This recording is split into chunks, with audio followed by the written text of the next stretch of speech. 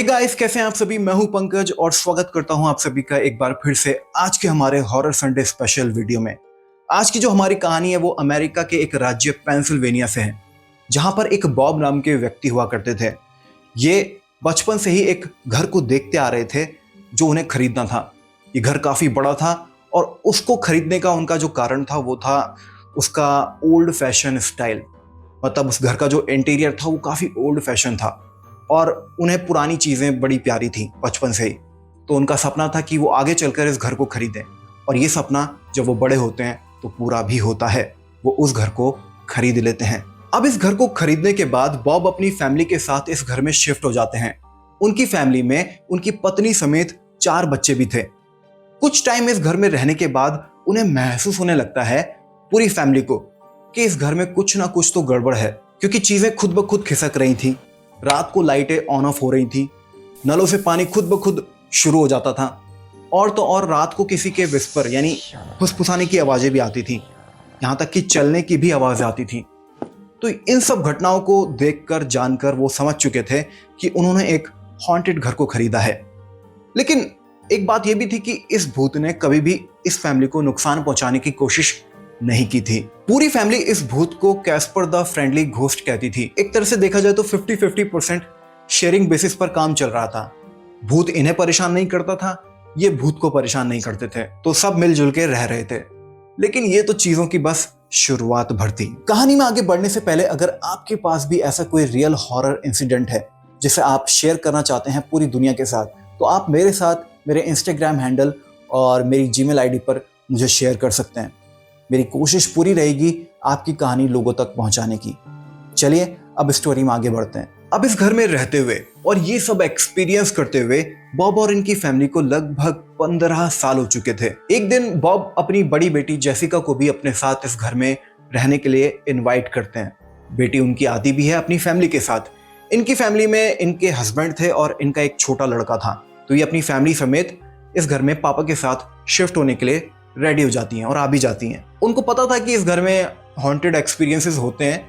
ये सब जानने पहचानने के बावजूद भी वो इस घर में आती हैं, क्योंकि उन्हें ये भी पता था कि ये भूत किसी को नुकसान नहीं पहुंचाता है। अब बॉब की बेटी जेसिका अपनी फैमिली के साथ इस घर में रहना शुरू कर चुके थे। बॉब ने अपनी बेटी जेसिका को ऊपर वाला अपार्टमेंट दिया था, जहां पे वो अपनी फैमिली के साथ यानी अपने हस्बैंड और अपने लड़के के साथ रहती थी। ये घर काफी बड़ा था, जैसे कि मैंने आपको बताया, तो स्पेस बहुत था। अब ऐसा था कि नीचे से ऊपर वाले अपार्टमेंट तक जाने के लिए सीढ़ियां हुआ करती थी, और उन सीढ़ियों के नीचे एक रूम था जिसमें एक अलमीरा थी।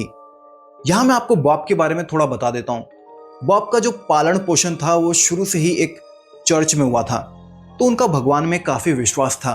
उनके पास एक बाइबल हुआ करती थी और एक रोजबेरी माला, पवित्र माला आप कह सकते हैं। अब एक दिन बॉब उस रूम में जाते हैं, अलमारी को खोलते हैं, और उस अलमारी में सतह से लगभग 6 फुट ऊपर एक बल्ब था, जिसको जलाने की प्रोसेस कुछ ऐसी थी कि उसमें एक चेन लटकी रहती थी, उसको खींचना पड़ता था नीचे, तब जाके वो बल्ब जलता था।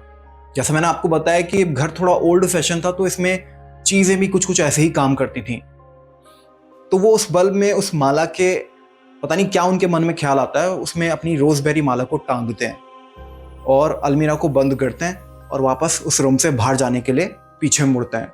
अचानक उन्हें ऐसा लगता है कि उस अलमीरा में कुछ हलचल हो रही है। वो उस अलमीरा को खोलते हैं और देखते हैं कि वो जो माला है वो भी उस चेन के साथ उस बल्ब में लटकी पड़ी है, जबकि वो उसे नीचे खोल के छोड़ के गए थे। अभी जो आप अपनी स्क्रीन पे देख रहे हैं ना, ये एक्चुअल फोटो है उस बल्ब और उस माला की। अच्छा, एक सवाल उठता है कि बॉब को आखिर ये सब करने की जरूरत क्यों पड़ी, क्योंकि वो भूत तो किसी को नुकसान पहुंचा ही नहीं रहा था। शायद इसके पीछे ये वजह हो सकती है कि क्योंकि अब उनकी बेटी और उनका पोता भी इस घर में रहने के लिए आया था। शायद बॉब नहीं चाहते थे कि वो भूत उनको किसी तरह की प्रॉब्लम करे या उनको किसी तरह से परेशान करे। इसी वजह से शायद उन्होंने ये अनुष्ठान किया था। अच्छा, बॉब की ना यही सबसे बड़ी गलती थी।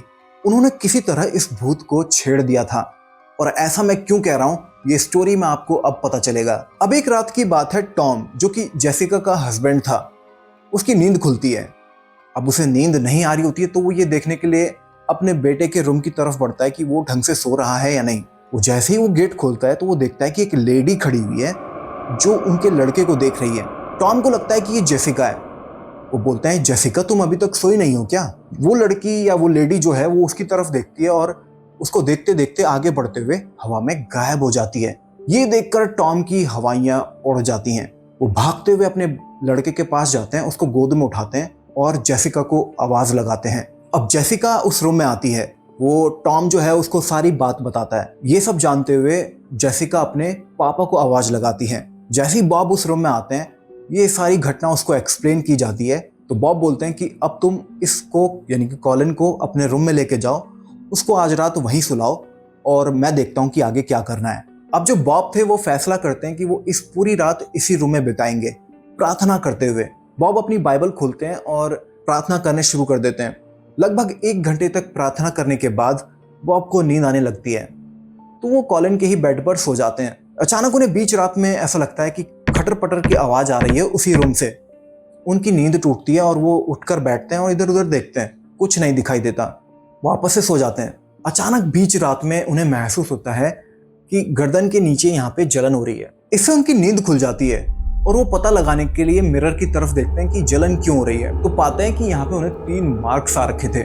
किसी ने स्क्रैच किया हुआ था 3 इस तरीके से 3 बार। ये पहली बार था जब इस भूत या आत्मा ने किसी पर अटैक किया था। बॉब को पता चल चुका था कि अब शायद उन्होंने उस आत्मा को छेड़ दिया है और वो अग्रेसिव हो चुकी है। वो इस बात को अपने तक ही रखना चाहते थे, अपनी फैमिली को इसमें इन्वॉल्व नहीं करना चाहते थे। अब एक दिन की बात है, बॉब का सबसे बड़ा लड़का बॉबी दिन में कुछ काम कर रहा था। कुछ देर काम करते करते उसको ऐसा महसूस होने लगता है कि उस रूम में उसके अलावा और कोई भी है जो उस पर नजर रख रहा है, दिखाई नहीं दे रहा है। कुछ देर काम करते रहने के बाद उसको लगता है कि अब मुझे इस रूम से चले जाना चाहिए। वो उठता है और आगे कदम बढ़ाता है। उसको ऐसा लगता है कि उसके साथ साथ वही चीज उसको भी फॉलो कर रही है। बॉबी जैसे ही पीछे मुड़ता है और देखता है कि उसके साथ में जो कुछ सीडीज रखी हुई थी वो उड़ती हुई आती है उसके पास, उसके साइड में आकर दीवार से टकरा जाती हैं और बिखर कर टूट जाती हैं। ये देखकर बॉबी इतना डर चुका था कि वो तुरंत ही उस रूम से भागते हुए निकल जाता है। अब इन सब घटनाओं को देखते हुए पूरी फैमिली डिसाइड करती है कि वो किसी प्रीस्ट को बुलाएंगे और घर की शुद्धिकरण करवाएंगे। वो ऐसा करते भी हैं। घर में एक प्रीस्ट आता है और कुछ सिलेक्टिव कमरों को ब्लेस करता है जहाँ पे ये पैरानॉर्मल एक्टिविटीज ज्यादा थी। वो ब्लेस करता है और वहां से ये कहते हुए निकल जाता है कि भगवान पर भरोसा रखें और प्रार्थना करते रहें। अब एक रात की बात है, जेसिका के हस्बैंड और उनका लड़का घर पे नहीं थे। तो जेसिका जो कि बॉब की लड़की थी, जो उस घर में रहने आई थी, वो अपने बेडरूम में ऊपर वाले अपार्टमेंट में अकेले सो रही थी रात के वक्त। तो होता यह है कि अचानक उन्हें महसूस होता है कि उनकी छाती पर कोई बैठा हुआ है और वो चिल्लाना चाह रही हैं लेकिन चिल्ला नहीं पा रही हैं। अचानक से उनकी नींद खुलती है तो वो देखती हैं कि उनके सामने बिल्कुल वही लेडी खड़ी हुई है जो उसके पति टॉम ने भी देखी थी। तो ये सब देखकर वो चिल्लाना चाह रही थी लेकिन पता नहीं क्यों उन्हें ऐसा लग रहा था कि वो चिल्ला नहीं पा रही हैं। जैसे तैसे करके वो चिल्लाती हैं। उस रूम में उनकी मम्मी आती हैं और वो ये सारी घटना अपनी मम्मी को बताती हैं। ये तीसरा हमला था। ये घर और इसमें घटने वाली भूतिया घटनाएं पूरे इलाके में फेमस हो चुकी थी। ऊपर से जिस चर्च से ये मदद ले रहे थे, उस चर्च में जितने भी प्रीस्ट मौजूद थे वो भी इनकी फैमिली को लेकर काफी चिंता में थे। अब एक सुबह की बात है, बॉब की वाइफ किचन में नाश्ता तैयार कर रही थी सभी के लिए। बॉबी जो उनका बड़ा लड़का था वो किचन में आता है और विदाउट शर्ट आता है। उसने तब कोई शर्ट नहीं डाली हुई थी ऊपर।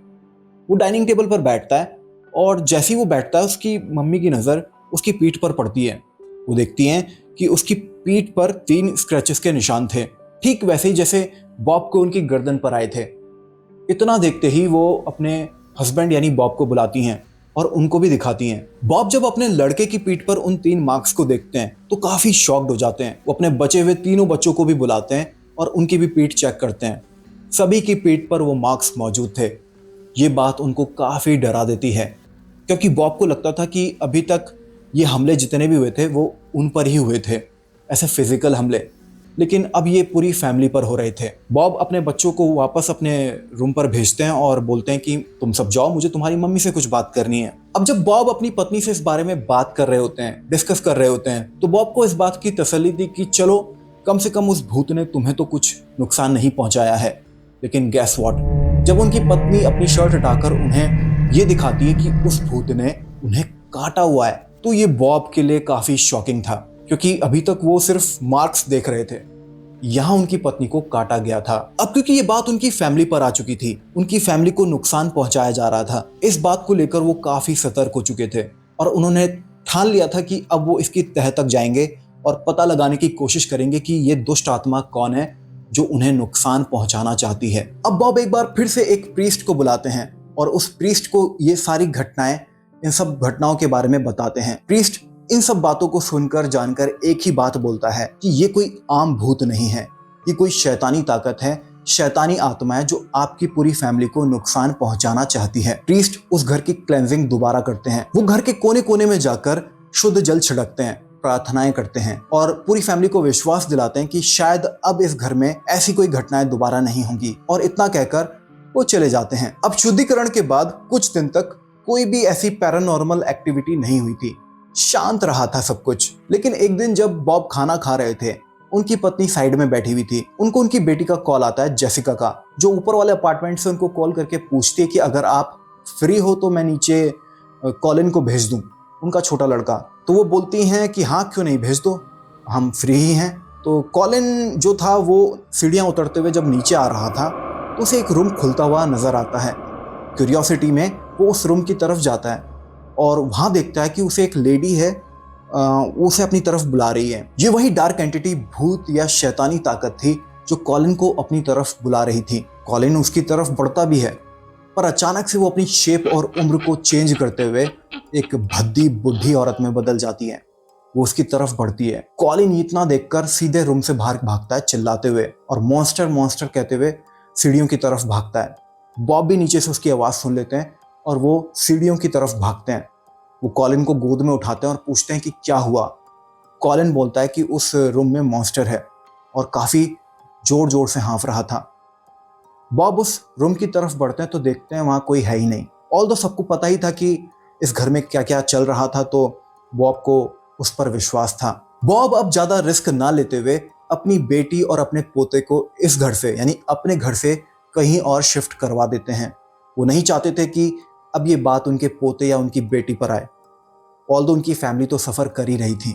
अब ऐसे ही एक दिन बॉब ऑफिस से घर आते हैं और घर आकर वो अपने रूम की तरफ बढ़ रहे होते हैं कि उन्हें महसूस होता है कि उनके पीछे कोई है जो दीवारों पर स्क्रैच मार रहा है। बॉब जैसे ही पीछे मुड़ते हैं तो देखते हैं कि दीवारों पर जगह जगह खून लगा हुआ है, वहां से खून बह रहा है। ये देखकर वो अपनी फैमिली को बुलाते हैं और सबको दिखाते हैं। अभी जो आप अपनी स्क्रीन पर देख रहे हैं ये उस घटना की एक्चुअल फोटोज हैं। अब बॉब इन सब चीजों से इतने तंग आ चुके थे कि उन्होंने एक बार फिर से चर्च से मदद मांगी। चर्च में जो प्रीस्ट थे उन्होंने इस बार साफ बोल दिया कि इस बार हमें एक्सोर्सिज्म करना होगा इस घर का। लेकिन इसमें एक दिक्कत थी, उसे ये सबूत देने पड़ते हैं कि ये जो भी घटनाएं हो रही हैं ये पैरानॉर्मल ही हैं, इसमें ह्यूमन इंटरफेरेंस नहीं है, ह्यूमंस की कोई इन्वॉल्वमेंट नहीं है। अब इन सब चीजों के सबूतों को जुटाने के लिए, चर्च को ये विश्वास दिलाने के लिए कि ये जो भी घटनाएं हो रही हैं इनमें ह्यूमंस का कोई इन्वॉल्वमेंट नहीं है, ये पूरी तरीके से पैरानॉर्मल है, बॉब एक इन्वेस्टिगेटिंग टीम को संपर्क करते हैं। अब इस पैरानॉर्मल इन्वेस्टिगेटिंग टीम में 3 मेंबर्स थे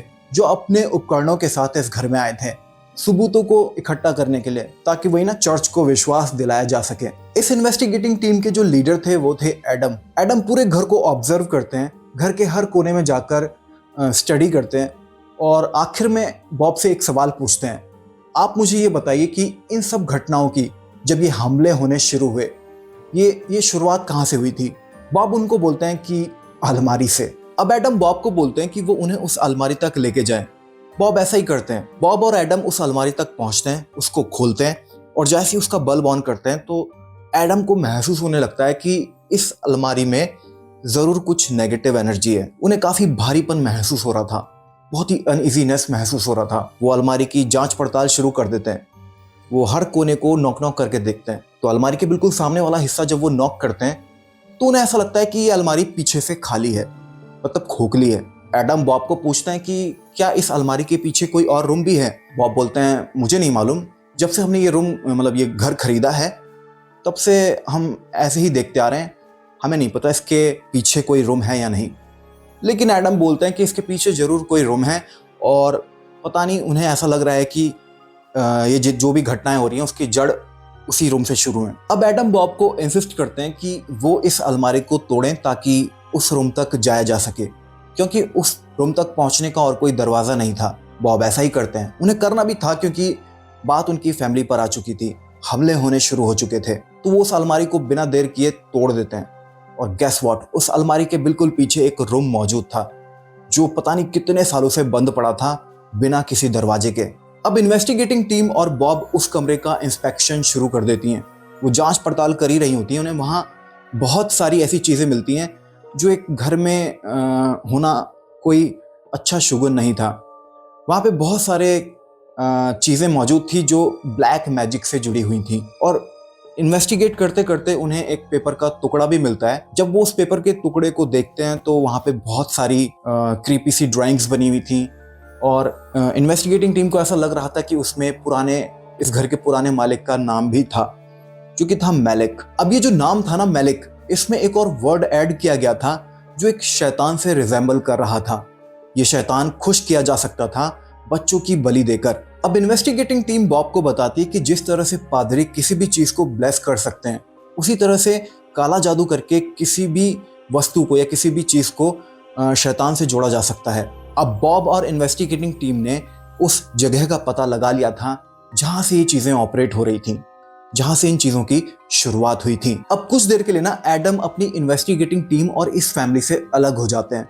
वो एक रूम में जाते हैं और वहां ये सोच विचार कर ही रहे होते हैं कि ये सब क्या हो रहा है, कैसे चल रहा है, क्योंकि एडम के लिए भी ये पहला ही एक्सपीरियंस था जब वो इतनी सारी चीजें महसूस कर रहे थे। सोचते सोचते वो ध्यान में चले जाते हैं, आंखें बंद करते हैं और जैसे ही वो आंखें खोलते हैं तो उन्हें अपने सामने एक नाम फ्लोट होता हुआ नजर आता है। वो जैसे ही उस नाम को देख रहे होते हैं, इतने में उन पे हमला होता है। वो 3 मार्क्स उन्हें अपने माथे पे महसूस होते हैं, जैसे किसी ने खरोच दी हो। वो तुरंत ही अपने असिस्टेंट को बुलाते हैं एक लैपटॉप लेकर। तुरंत असिस्टेंट लैपटॉप लाता है और वो जो नाम फ्लोट होता हुआ उन्हें दिखाई दिया था, वो एक नोटबुक में उस नाम को लिख लेते हैं और उस नाम को लैपटॉप में इंटरनेट पर सर्च करते हैं। अब जैसे ही वो इस नाम को लैपटॉप पर सर्च करते हैं तो उन्हें पता चल जाता है कि साठी नाम एक शैतान का नाम है, जिसका काम महिलाओं को उनके बच्चों की बलि देने के लिए उकसाना था। अब शैतान का नाम पता चल चुका था, अब उपाय किया जा सकता था। अब ये जो सेठी थी ना, ये एक शैतान की पत्नी थी। पूरी फैमिली को जब इसके बारे में पता चलता है तो कड़ियां जुड़नी शुरू हो जाती हैं। उन्हें पता चलता है कि ये क्यों उनके ग्रैंडसन के पीछे पड़ी हुई थी, उनके पोते को ये अपने वश में करना चाहती थी। अब इस शैतान के बारे में जान लेने के बाद बॉब इस घर के इतिहास को भी खंगालना शुरू कर देते हैं और उन्हें पता लगता है कि सन 1790 में इस घर से तकरीबन 9 किलोमीटर दूर एक भयानक हत्याकांड हुआ था, जिसमें एक औरत और उसके 3 बच्चों को बेरहमी से मार दिया गया था और उनके जो रिमेन्स थे, जो बॉडी थी, वो वहीं दफना दी गई थी। लेकिन सवाल तो अभी भी यही था ना कि वो शैतान उस घर में कैसे आया। तो इस पर एक थ्योरी ये थी कि जब ये घर बन रहा था तो किसी मजदूर ने इस घर को काले जादू से अपने वश में किया था और इस शैतान को उस घर में छोड़ दिया था। तब से ही ये शैतान उस घर में मंडरा रहा था। अब इतने सारे सबूतों को जुटा लेने के बाद, चर्च में पेश करने के बाद, चर्च इस बात को मान जाता है कि इस घर में पैरानॉर्मल एक्टिविटीज हो रही हैं, इसमें ह्यूमंस का कोई इन्वॉल्वमेंट नहीं है और वो इस घर के एक्सोर्सिज्म के लिए तैयार हो जाता है। अब इतने सालों तक ये सब झेलने के बाद फाइनली सितंबर 2005 को इनके घर एक पादरी पहुंचते हैं इस घर के एक्सोर्सिज्म के लिए। अब घर में फिर से एक बार पूजा प्रार्थनाओं का दौर शुरू होता है, इस घर का एक्सोर्सिज्म होता है और पादरी जो था वो अपने काम करके चले जाते हैं। लेकिन कुछ टाइम के बाद, सब कुछ शांत रहने के बाद, ये घटनाएं फिर से शुरू हो गई थी। एक दिन बॉब अपने बेसमेंट में कुछ काम कर रहे थे कि उन्हें एहसास होता है कि उनके पीछे कोई है। जैसे ही वो पीछे मुड़ के देखते हैं तो उन्हें वो साया नजर आता है। बॉब को यहाँ पर महसूस हो जाता है कि एक बार फिर से पादरी को बुलाने की ज़रूरत है। वो फिर से पादरी से कांटेक्ट करते हैं और इस बार वो जो अनुष्ठान करते हैं वो बड़े लेवल पे करते हैं, वो थोड़े बड़े लेवल पे होता है। अब सारे फैमिली मेंबर मिलकर प्रार्थना शुरू कर चुके थे, पादरी भी उनके साथ मौजूद थे। अचानक बॉब को महसूस होता है कि उन्होंने अपने पीछे उस साए को देख लिया है। बॉब तुरंत बाइबल उठाते हैं और उस साए के पीछे भाग पड़ते हैं। साथ ही पादरी को बोलते हैं कि वो भी होली वाटर लेकर उनके साथ चलें। बॉब और पादरी अब उस साए के पीछे थे। वो साया जो था वो एक कोने में जाकर छुपक जाता है। ऑल्दो वो साया दिखाई नहीं दे रहा था, लेकिन बॉब ने ये एहसास कर लिया था कि वो अब उस कोने में जाकर छुप चुका है या कह सकते हो फंस चुका है। अब वहां से वो और कहीं नहीं जा सकता था। बॉब और पादरी मिलकर उस साय को घेर लेते हैं और प्रार्थना और होली वाटर उस पर छिड़कते हुए शुरू कर देते हैं प्रार्थना को। बहुत लंबे टाइम तक ये प्रार्थना चलती है और फाइनली ये जो शैतान था, साया था, वो इन प्रार्थनाओं को झेल नहीं पाता है और वो इस घर को छोड़ने पर मजबूर हो ही जाता है। वो इस घर को छोड़ता है और जो आसपास का वातावरण था वो पॉजिटिविटी से भर जाता है, वो एक सुकून से भर जाता है। सारे फैमिली मेंबर मिलकर ये सब फील कर रहे थे जो आज से पहले तक उन्होंने इस घर में नहीं किया था। तो फाइनली अब ये फैमिली इस कर्स यानी श्राप से मुक्त हो चुकी है। इस घर के जितने भी फैमिली मेंबर्स थे जो इस पीरियड के दौरान अलग अलग हुए थे, वो अब वापस से इस घर में आ चुके हैं और इन सब ने एक साथ रहना शुरू कर दिया है। खैर, ये कहानी एक अच्छे नोट पर खत्म होती है, हमें और क्या चाहिए। आपके पास भी ऐसी कोई कहानी है तो एक्चुअली कहानी नहीं है, ये ट्रू इंसिडेंट है और ये मैंने आपके सामने रखा है। आपके पास भी ऐसी कोई सच्ची घटना है, रियल हॉरर एक्सपीरियंस है जिसे आप पूरी दुनिया के साथ शेयर करना चाहते हैं तो आप मुझसे कांटेक्ट कर सकते हैं। मेरे ईमेल आईडी और मेरे इंस्टा हैंडल को आप यहाँ पे देख सकते हैं। तो अगर है आपके पास ऐसा कुछ इंटरेस्टिंग सा जो आप चाहते हैं कि पूरी दुनिया देखे तो आप मुझे भेज सकते हैं। मैं मिलता हूँ आपसे अगली वीडियो में एक और नई स्टोरी के साथ, कमाल धमाल हॉरर स्टोरी के साथ। तब तक के लिए ख्याल रखिएगा अपना और चलिए, टेक केयर।